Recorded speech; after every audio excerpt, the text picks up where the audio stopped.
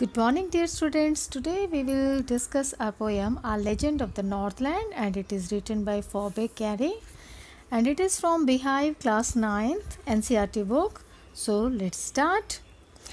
A Legend of the Northland. बच्चों जैसे इसका टाइटल है A Legend of the Northland, ये नॉर्थलैंड जो अंटार्कटिका की स्टोरी यहाँ पर दी गई है. लेजेंड होता है एक ऐसी कहानी, एक जातक कहानियाँ, पौराणिक कहानियाँ जो पीढ़ी दर पीढ़ी हैंडेड ओवर की जाती हैं अपनी नेक्स्ट जनरेशन को. The title of the poem indicates that it is a legend of the Northland. It teaches a moral lesson only. जो moral lesson हमें सिखाती है, कोई ना कोई हमें ये कहानी के अंत में हमें सबक मिलता है किसी भी कहानी से. जो legend कहानियाँ वो होती हैं. This poem is a legend of an old lady who angered Saint Peter because of her greed. ये कहानी, ये कविता जो है एक बूढ़ी महिला के बारे में एक जातक कहानी है जिसने अपने लालच के कारण संत पीटर को क्रोधित कर दिया था. So let's start the poem.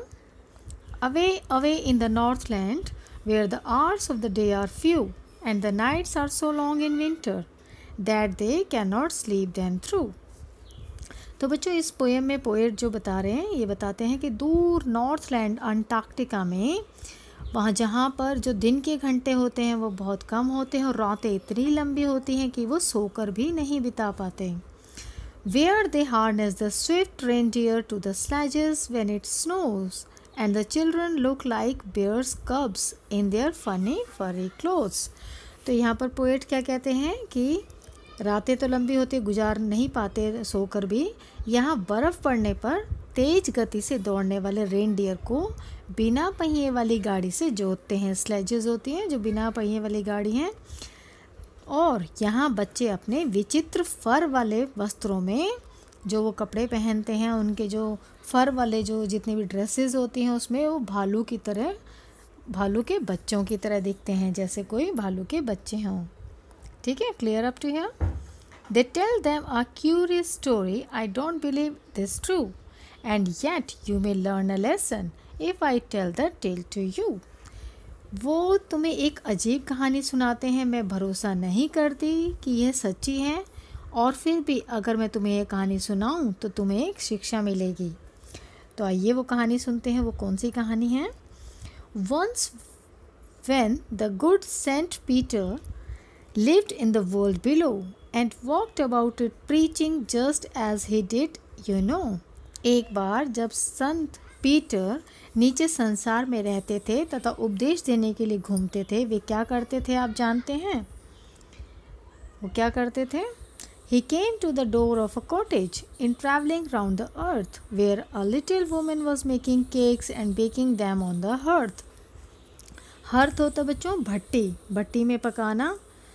तो धरती की यात्रा करते हुए वे कुटिया के दरवाजे पर आए. कौन? Saint Peter.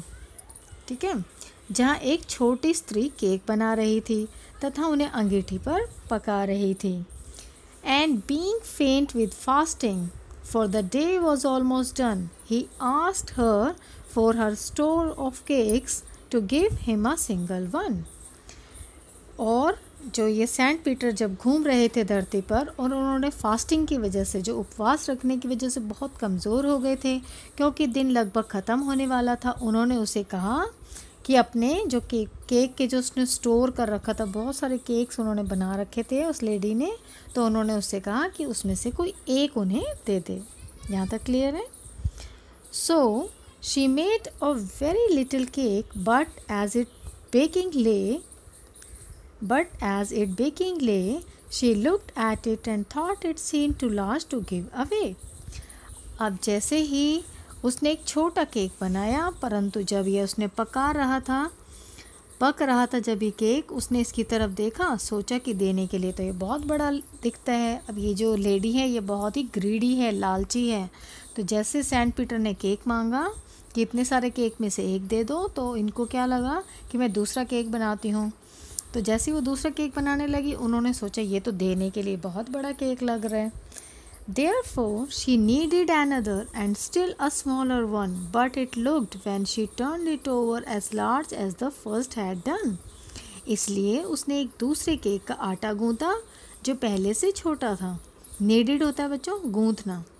तो उसने एक छोटा केक बनाने के लिए आटा गूंदा, परंतु जब उसने इसे पलटा तो उसे लगा कि यह भी पहले जितना बड़ा है। Then she took a tiny scrap of dough and rolled it flat and baked it thin as a wafer, but she couldn't part with that. अब आगे क्या हुआ बच्चों कि तब उसने एक बहुत छोटा गूथा हुआ टुकड़ा लिया तथा उसे बेल कर समतल कर दिया, यानी कि फ्लैट कर दिया, और जैसे कोई मालपुए होते ना उसकी तरह बिल्कुल उसने पतला सा केक बनाया, लेकिन बनाने के बाद भी उसको वो दे नहीं सकी।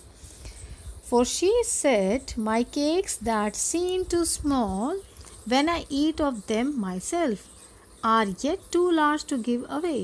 So she put them on the shelf.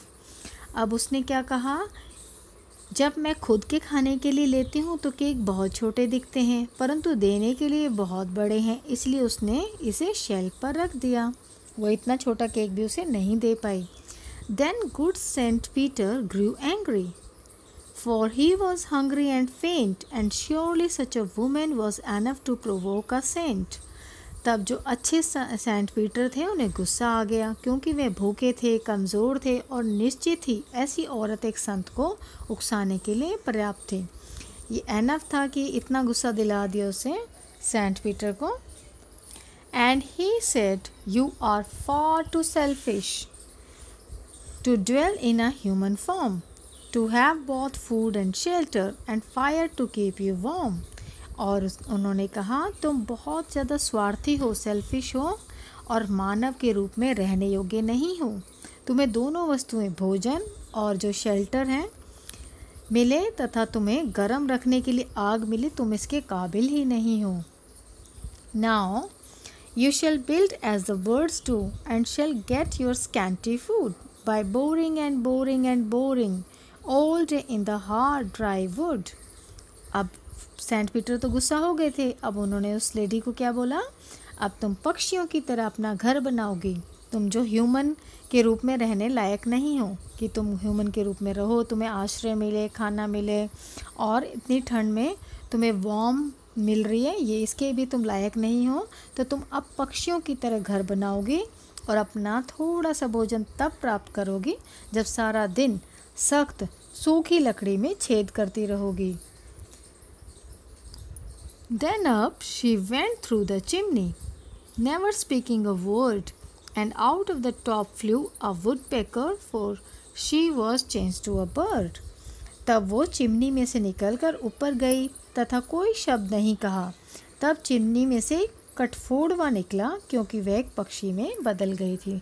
अब जैसे ही उन्होंने कर्स किया उसको, तो वो एक वो बन के कठफोड़वा बन गई, वुडपैकर बन गई और उस चिमनी में से निकल के उड़ गई। She had a scarlet cap on her head, and that was left the same, but all the rest of her clothes were burned, black as a coal in the flame. And every country school boy has seen her in the wood, where she lives in the trees till this very day, boring and boring for food. तो बच्चों यहाँ तक poem है। अब उसके बाद वो क्या कहते हैं पोएट, कि उसके जो सिर पर गहरे लाल रंग की एक टोपी थी जो पहले की तरह थी, पर उसके शेष कपड़े, जो उसके बाकी जो कपड़े थे, वो आग में जलकर कोयले की भांति हो गए थे। जो उस लेडी ने रेड कलर की जो कैप लगा रखे थे, वो कैप तो उसके सिर पे रही उस पक्षी के, लेकिन जो उसके बाकी कपड़े तो जल गए थे। और हर जो स्कूल का जो लड़का है वहाँ पर, कंट्री बॉय है, उसे जंगल में देखता था। वुड्स मतलब जंगल, फॉरेस्ट, जहाँ वह आज भी पेड़ों पर रहती है और भोजन के लिए लकड़ी में सुराख करती रहती है। तो वो जहाँ भी जाती है खाना खाने के लिए लकड़ी में, जो हार्ड लकड़ी है उसमें सुराख करती है, होल करती है। तो बच्चों, this was the poem by Phoebe Cary. और basically this is a ballad. A ballad is a song narrating a story in short stanzas. Ballad जो होती है एक सॉन्ग के रूप में ही होती है, जो स्टोरी बताती है शॉर्ट स्टेंजास में, जैसे कि ये थी। Ballads are a part of folk culture or popular culture and are passed on orally from one generation to the next. A legend of the Northland is a ballad. This is all about this poem. I hope you understand. Thank you for watching.